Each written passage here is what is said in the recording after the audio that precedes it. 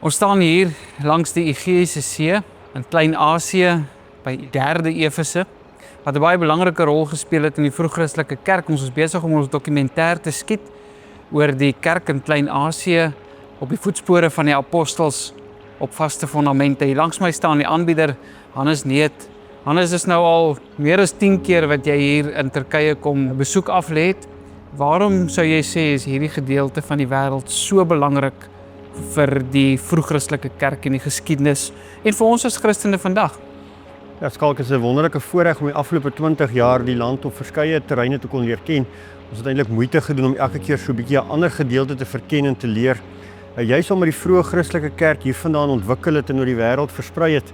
Ons weet van Israel af het die evangelie reeds versprei, die kerke het ontstaan, gemeentes, verskillende plekke, maar dit was nodig dat die sendingreise van Paulus gebeur. Dit was nodig dat daar gemeentes kom en dit was nodig dat hierdie gemeentes ook die opdrag van die Here Jesus verkondig, my woord tydig en ontydig gehoorsaam uitvoer. Dit was nodig om te sê, gaan dan heen en maak al die nasies my disippels. En dis wat van Klein-Asië af gebeur het, so 'n besondere land. As ons dink in Suid-Afrika, hoe beperk ons tyd is in terme van ons geskiedenisbeskouing. En hier praat ons van duisende jare van gemeentes, van vervolging, van verdrukking, maar ook van die waarheid wat nooit doodgedruk kan word nie.